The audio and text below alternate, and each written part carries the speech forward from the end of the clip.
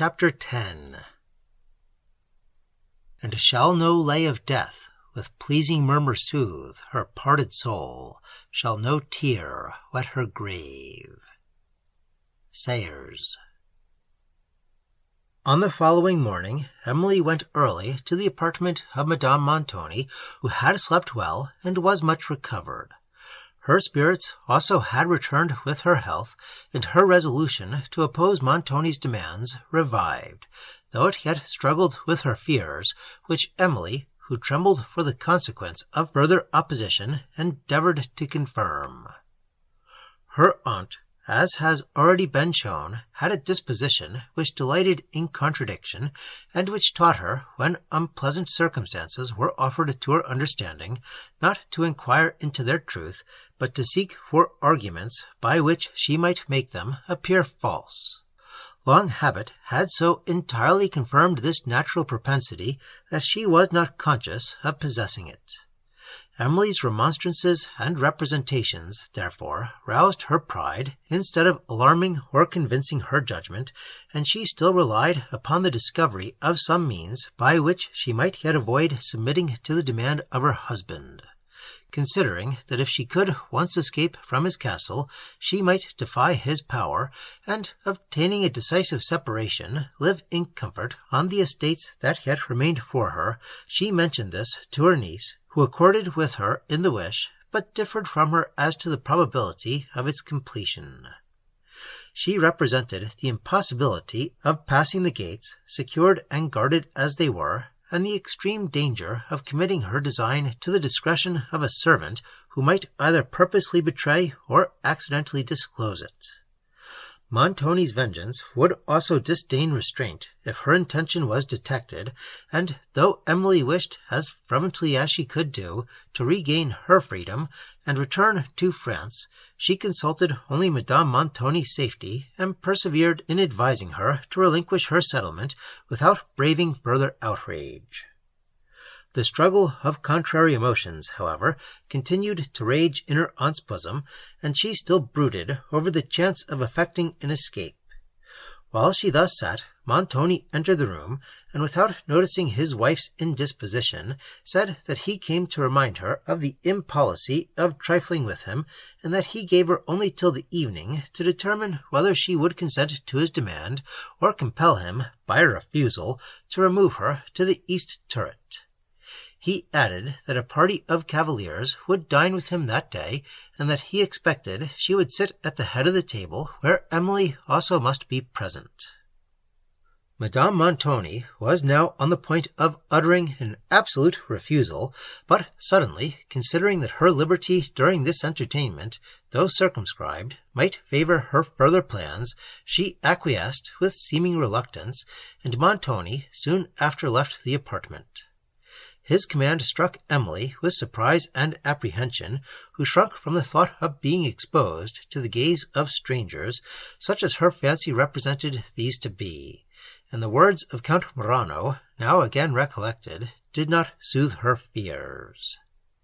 When she withdrew to prepare for dinner, she dressed herself with even more simplicity than usual, that she might escape observation, a policy which did not avail her. For as she repassed to her aunt's apartment, she was met by Montoni, who censured what he called her prudish appearance, and insisted that she should wear the most splendid dress she had, even that which had been prepared for her intended nuptials with Count Murano, and which, it now appeared, her aunt had carefully brought with her from Venice. This was made not in the Venetian, but in the Neapolitan fashion, so as to set off the shape and figure to the utmost advantage. In it, her beautiful chestnut tresses were negligently bound up in pearls, and suffered to fall back again on her neck. The simplicity of a better taste than Madame Montoni's was conspicuous in this dress, splendid as it was, and Emily's unaffected beauty never had appeared more captivatingly. She had now only to hope that Montoni's order was prompted, not by any extraordinary design, but by an ostentation of displaying his family, richly attired, to the eyes of strangers. Yet nothing less than his absolute command could have prevailed with her to wear a dress that had been designed for such an offensive purpose, much less to have worn it on this occasion. As she descended to dinner, the emotion of her mind threw a faint blush over her countenance, and heightened its interesting expression, for timidity had made her linger in her apartment till the utmost moment, and when she entered the hall, in which a kind of state dinner was spread, Montoni and his guests were already seated at the table. She was then going to place herself by her aunt, but Montoni waved his hand, and 2 of the cavaliers rose and seated her between them. The eldest of these was a tall man with strong Italian features, an aquiline nose, and dark penetrating eyes that flashed with fire when his mind was agitated, and, even in its state of rest, retained somewhat of the wildness of the passions. His visage was long and narrow, and his complexion of a sickly yellow. The other, who appeared to be about 40, had features of a different cast, yet Italian, and his look was slow, subtle, and penetrating. His eyes, of a dark gray, were small and hollow. His complexion was a sunburnt brown, and the contour of his face, though inclined to oval, was irregular and ill-formed. 8 other guests sat round the table, who were all dressed in a uniform, and had all an expression, more or less, of wild fierceness, of subtle design, or of licentious passions. As Emily timidly surveyed them, she remembered the scene of the preceding morning, and again almost fancied herself surrounded by banditti. Then, looking back to the tranquillity of her early life, she felt scarcely less astonishment than grief at her present situation. The scene in which they sat assisted the illusion. It was an ancient hall, gloomy from the style of its architecture, from its great extent, and because almost the only light it received was from one large Gothic window, and from a pair of folding doors, which, being open, admitted likewise a view of the west rampart and the wild mountains of the Apennine beyond. The middle compartment of this hall rose into a vaulted roof, enriched with fretwork, and supported on 3 sides by pillars of marble. Beyond these, long colonnades retired in gloomy grandeur, till their extent was lost in twilight. The lightest footsteps of the servants, as they advanced through these, were returned in whispering echoes, and their figures, seen at a distance, imperfectly through the dusk, frequently awakened Emily's imagination. She looked alternately at Montoni, at his guests, and on the surrounding scene, and then, remembering her dear native province, her pleasant home, and the simplicity and goodness of the friends whom she had lost, grief and surprise again occupied her mind. When her thoughts could return from these considerations, she fancied she observed an air of authority towards his guests, such as she had never before seen him assume, though he had always been distinguished by a haughty carriage. There was something also in the manners of the strangers that seemed perfectly, though not servilely, to acknowledge his superiority. During dinner, the conversation was chiefly on war and politics. They talked with energy of the state of Venice, its dangers, the character of the reigning doge, and of the chief senators, and then spoke of the state of Rome. When the repast was over, they rose, and each, filling his goblet with wine from the gilded ewer that stood beside him, drank "Success to our exploits." Montoni was lifting his goblet to his lips to drink this toast, when suddenly the wine hissed, rose to the brim, and, as he held the glass from him, it burst into 1,000 pieces.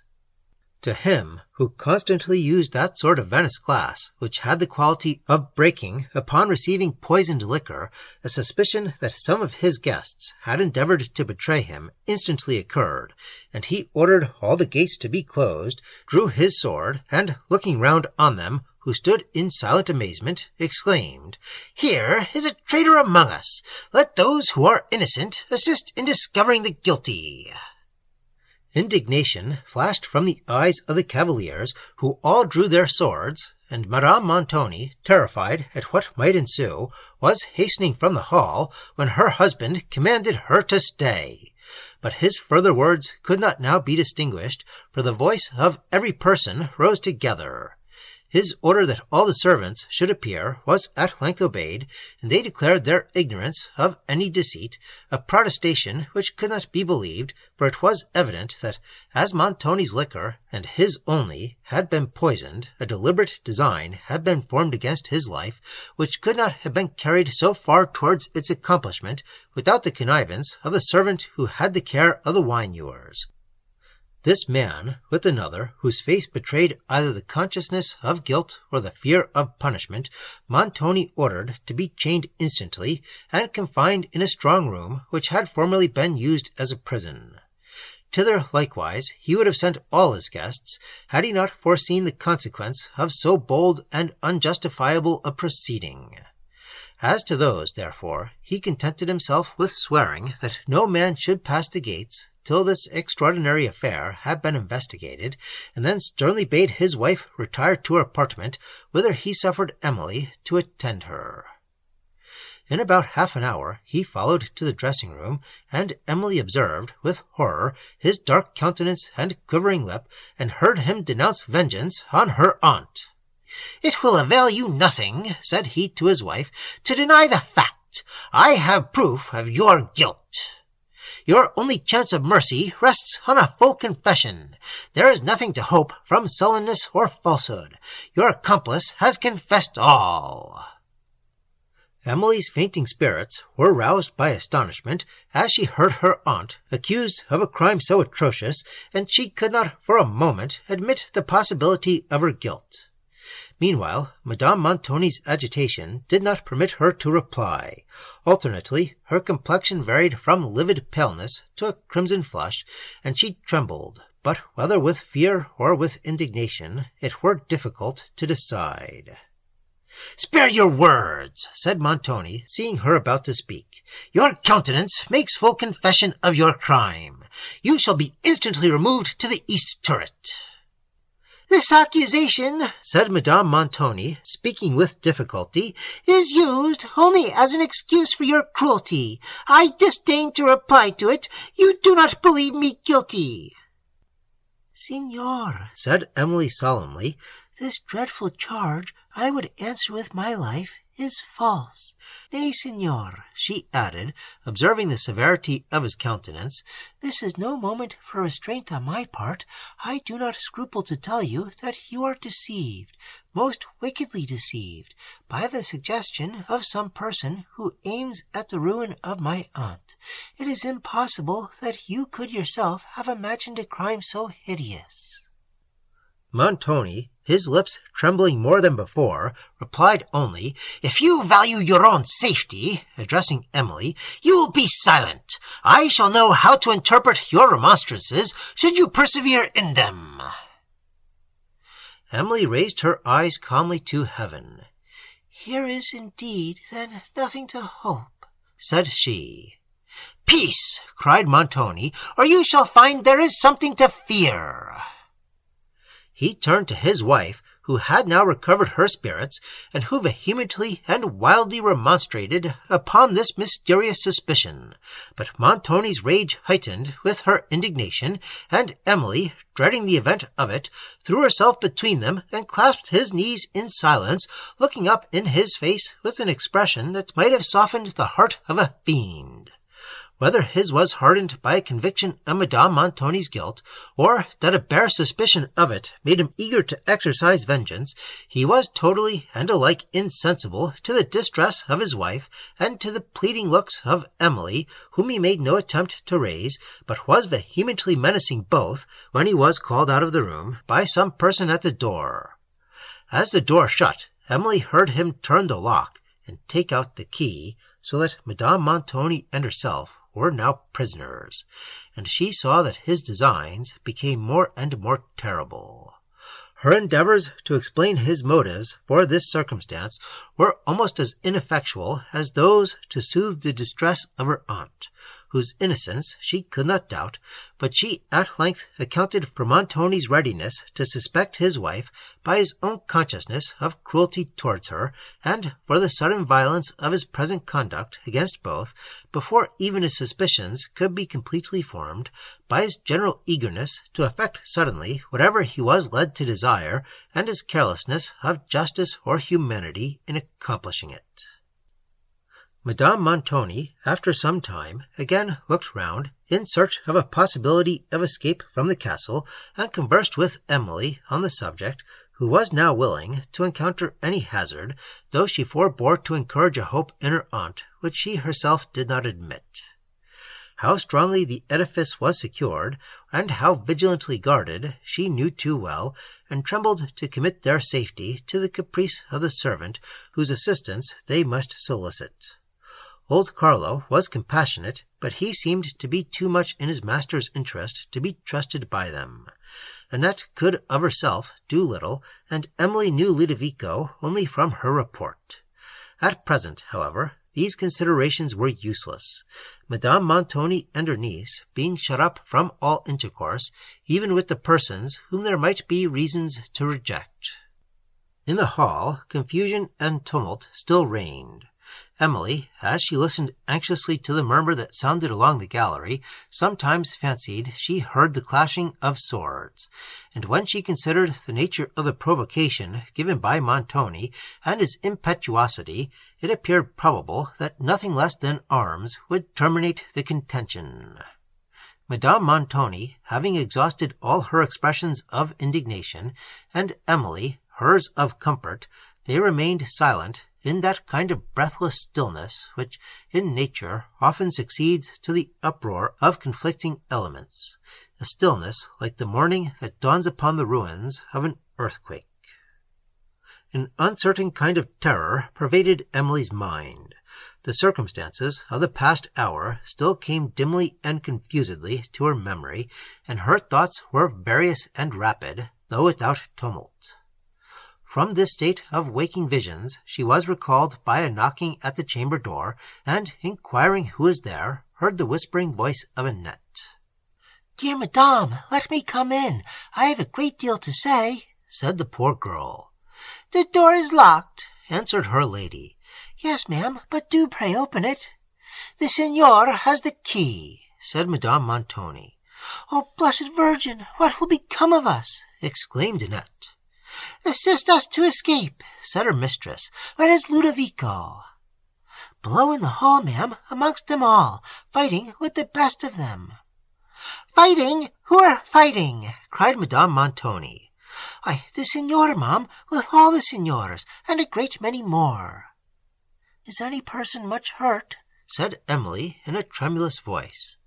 "Hurt? Yes, ma'amselle. There they lie bleeding, and the swords are clashing, and, oh, holy saints, do let me in, ma'am. They are coming this way. I shall be murdered." "Fly," cried Emily. "Fly. We cannot open the door." Annette repeated that they were coming, and in the same moment fled. "Be calm, madame," said Emily, turning to her aunt. "I entreat you, be calm. I am not frightened in the least. Do not you be alarmed." "You can scarcely support yourself," replied her aunt. "Merciful God, what is it they mean to do with us?" "They come, perhaps, to liberate us," said Emily. "Signor Montoni, perhaps, is conquered." A belief of his death gave her spirits a sudden shock, and she grew faint as she saw him in imagination expiring at her feet. "They are coming!" cried Madame Montoni. "I hear their steps. They are at the door!" Emily turned her languid eyes to the door, but terror deprived her of utterance. The key sounded in the lock, the door opened, and Montoni appeared, followed by 3 ruffian-like men. "Execute your orders," said he, turning to them, and pointing to his wife, who shrieked, but was immediately carried from the room, while Emily sunk senseless on a couch, by which she had endeavoured to support herself. When she recovered, she was alone, and recollected only that Madame Montoni had been there, together with some unconnected particulars of the preceding transaction, which were, however, sufficient to renew all her terror. She looked wildly round the apartment, as if in search of some means of intelligence concerning her aunt, while neither her own danger nor an idea of escaping from the room immediately occurred. When her recollection was more complete, she raised herself, and went, but with only a faint hope, to examine whether the door was unfastened. It was so, and she then stepped timidly out into the gallery, but paused there, uncertain which way she should proceed. Her first wish was to gather some information as to her aunt, and she at length turned her steps to go to the lesser hall, where Annette and the other servants usually waited. Everywhere, as she passed, she heard from a distance the uproar of contention, and the figures and faces which she met, hurrying along the passages, struck her mind with dismay. Emily might now have appeared like an angel of light, encompassed by fiends. At length she reached the lesser hall, which was silent and deserted, but, panting for breath, she sat down to recover herself. The total stillness of this place was as awful as the tumult from which she had escaped, but she had now time to recall her scattered thoughts, to remember her personal danger, and to consider of some means of safety. She perceived that it was useless to seek Madame Montoni through the wide extent and intricacies of the castle, now, too, when every avenue seemed to be beset by ruffians. In this hall she could not resolve to stay, for she knew not how soon it might become their place of rendezvous, and though she wished to go to her chamber, she dreaded again to encounter them on the way. Thus she sat trembling and hesitating, when a distant murmur broke on the silence and grew louder and louder, till she distinguished voices and steps approaching. She then rose to go, but the sounds came along the only passage by which she could depart, and she was compelled to await in the hall the arrival of the persons whose steps she heard. As these advanced, she distinguished groans, and then saw a man borne slowly along by 4 others.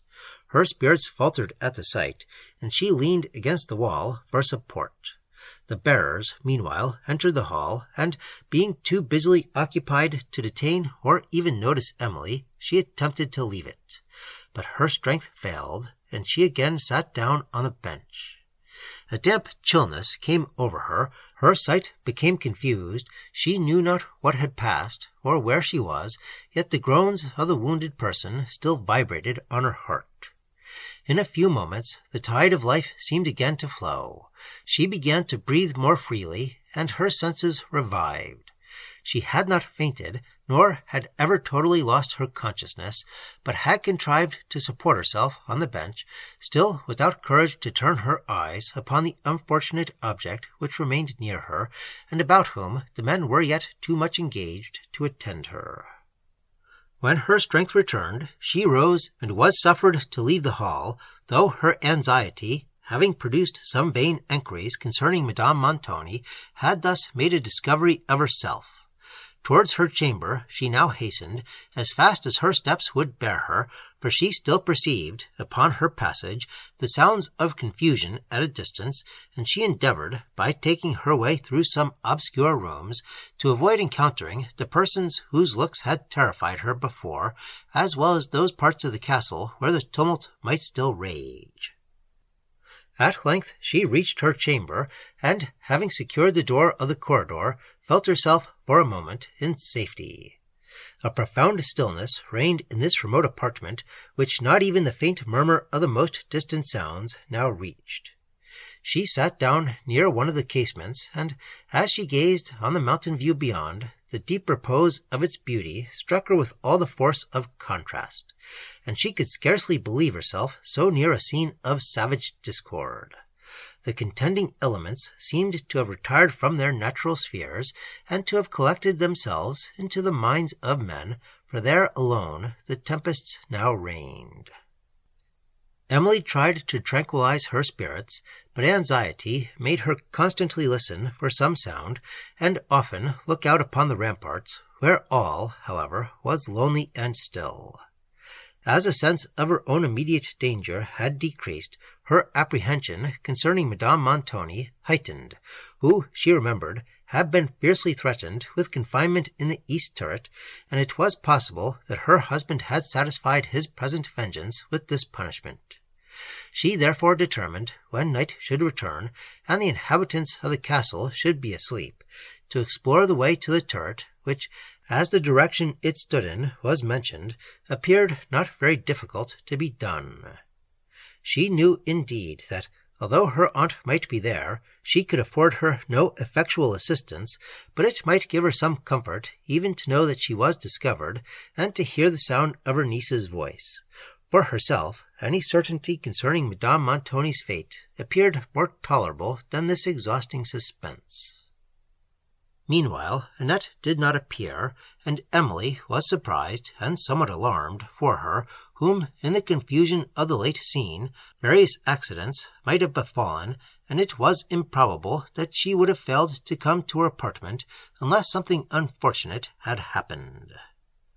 Thus the hours passed in solitude, in silence, and in anxious conjecturing. Being not once disturbed by a message or a sound, it appeared that Montoni had wholly forgotten her, and it gave her some comfort to find that she could be so unnoticed.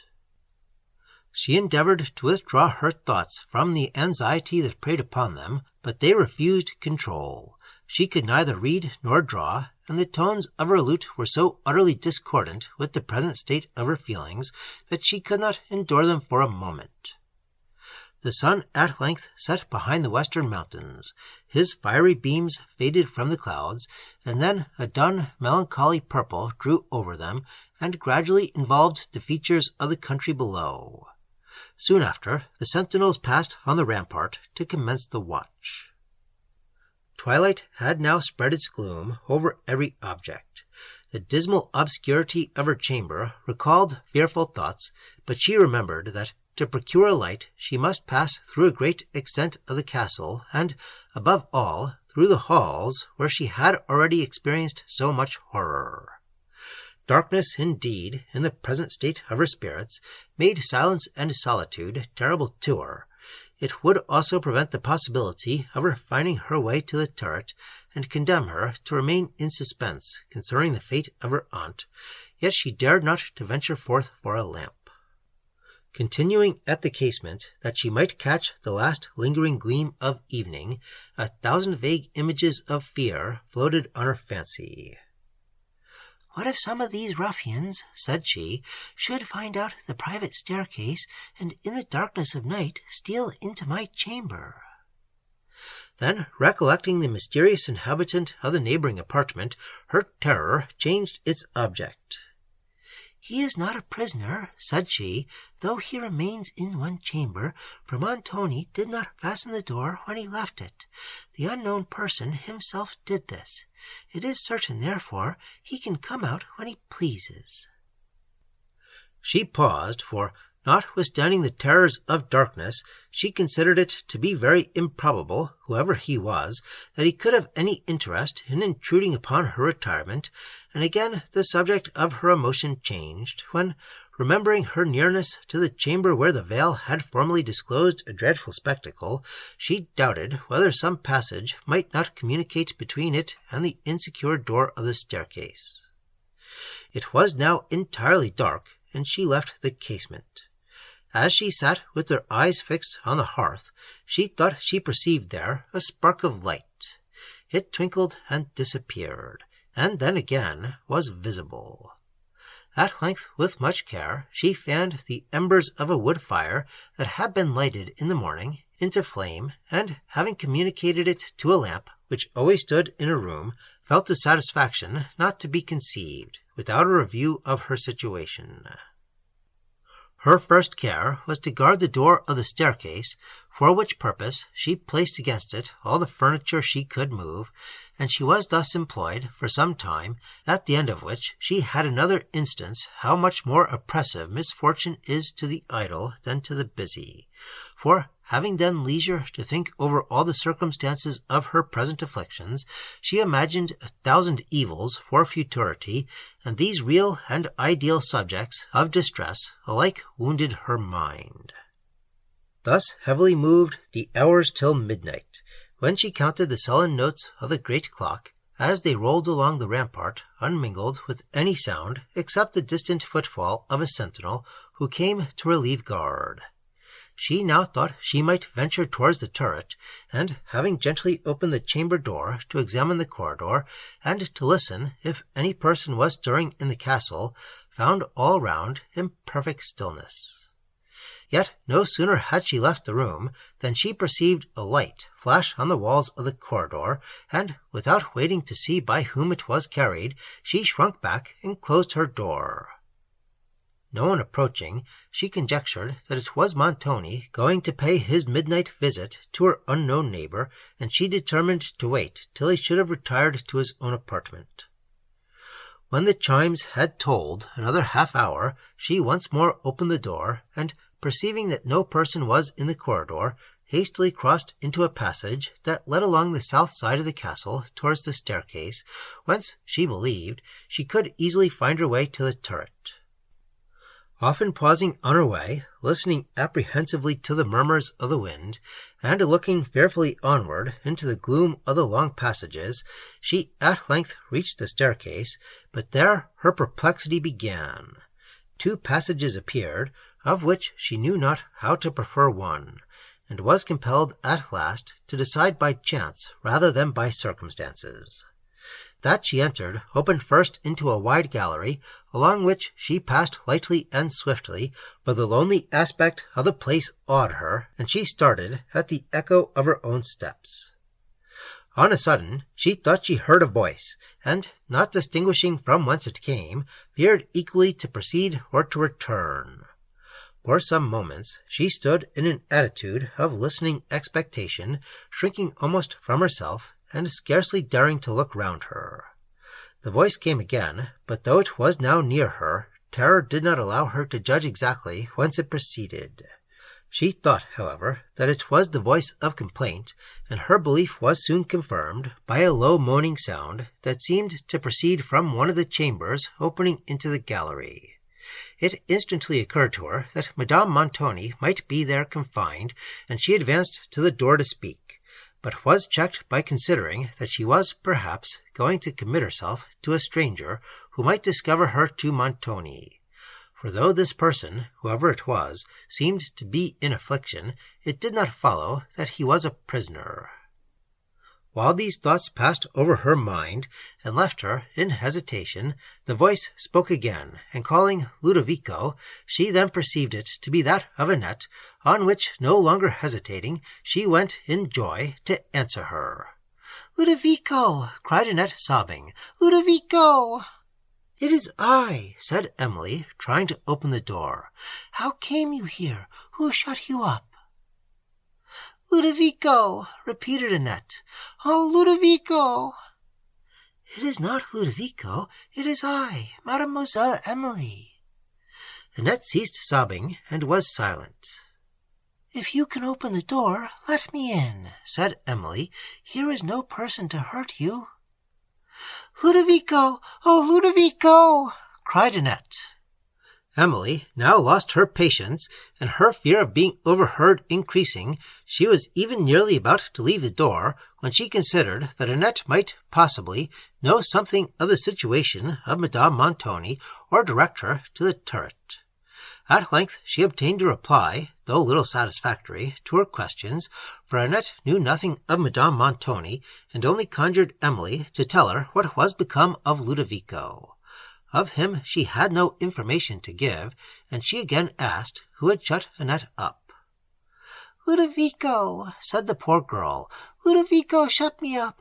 When I ran away from the dressing-room door today, I went I scarcely knew where for safety, and in this gallery here I met Ludovico, who hurried me into this chamber and locked me up to keep me out of harm, as he said. But he was in such a hurry himself, he hardly spoke 10 words. But he told me he would come and let me out when all was quiet, and he took away the key with him. Now all these hours have passed, and I have neither seen nor heard a word of him. They have murdered him. I know they have." Emily suddenly remembered the wounded person whom she had seen borne into the servants' hall, and she scarcely doubted that he was Ludovico.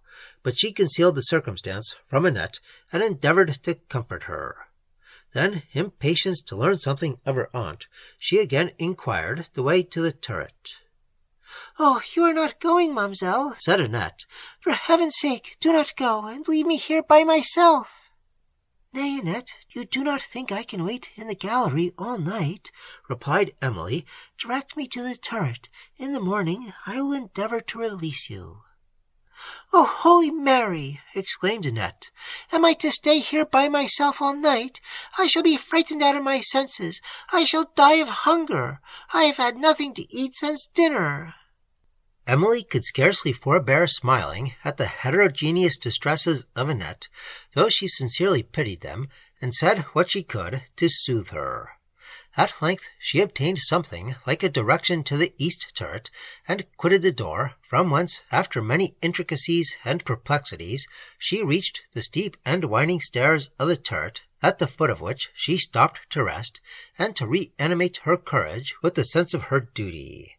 As she surveyed this dismal place, she perceived a door on the opposite side of the staircase, and, anxious to know whether it would lead her to Madame Montoni, she tried to undraw the bolts which fastened it. A fresher air came to her face as she unclosed the door, which opened upon the east rampart, and the sudden current had nearly extinguished her light, which she now removed to a distance, and again looking out upon the obscure terrace, she perceived only the faint outline of the walls and of some towers, while above heavy clouds borne along the wind seemed to mingle with the stars and wrap the night in thicker darkness. As she gazed, now willing to defer the moment of certainty from which she expected only confirmation of evil, a distant footstep reminded her that she might be observed by the men on watch, and, hastily closing the door, she took her lamp and passed up the staircase. Trembling came upon her as she ascended through the gloom. To her melancholy fancy this seemed to be a place of death, and the chilling silence that reigned confirmed its character. Her spirits faltered. "Perhaps," said she, "I am come hither only to learn a dreadful truth, or to witness some horrible spectacle. I feel that my senses would not survive such an addition of horror." The image of her aunt murdered perhaps by the hand of Montoni, rose to her mind. She trembled, gasped for breath, repented that she had dared to venture hither, and checked her steps. But after she had paused a few minutes, the consciousness of her duty returned as she went on. Still all was silent. At length a track of blood upon a stair caught her eye, and instantly she perceived that the wall and several other steps were stained. She paused, again struggled to support herself, and the lamp almost fell from her trembling hand. Still no sound was heard, no living being seemed to inhabit the turret. 1,000 times she wished herself again in her chamber, dreaded to inquire further, dreaded to encounter some horrible spectacle, and yet could not resolve, now that she was so near the termination of her efforts, to desist from them. Having again collected courage to proceed, after ascending about halfway up the turret, she came to another door, but here again she stopped in hesitation, listened for sounds within, and then, summoning all her resolution, unclosed it, and entered a chamber which, as her lamp shot its feeble rays through the darkness, seemed to exhibit only dew-stained and deserted walls. as she stood examining it, in fearful expectation of discovering the remains of her unfortunate aunt, she perceived something lying in an obscure corner of the room, and, struck with the horrible conviction, she became for an instant motionless and nearly insensible. Then, with a kind of desperate resolution, she hurried towards the object that excited her terror, when, perceiving the clothes of some person on the floor, she caught hold of them, and found in her grasp the old uniform of a soldier, beneath which appeared a heap of pikes and other arms. Scarcely daring to trust her sight, she continued for some moments to gaze on the object of her late alarm, and then left the chamber, so much comforted and occupied by the conviction that her aunt was not there, that she was going to descend the turret without inquiring further. When, on turning to do so, she observed upon some steps on the second flight an appearance of blood, and remembering that there was yet another chamber to be explored, she again followed the windings of the ascent. Still, as she ascended, the track of blood glared upon the stairs. It led her to the door of a landing-place that terminated them, but she was unable to follow it further.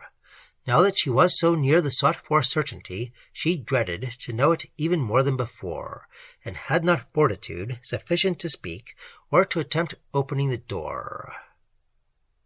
Having listened in vain for some sound that might confirm or destroy her fears, she at length laid her hand on the lock, and, finding it fastened, called on Madame Montoni, but only a chilling silence ensued.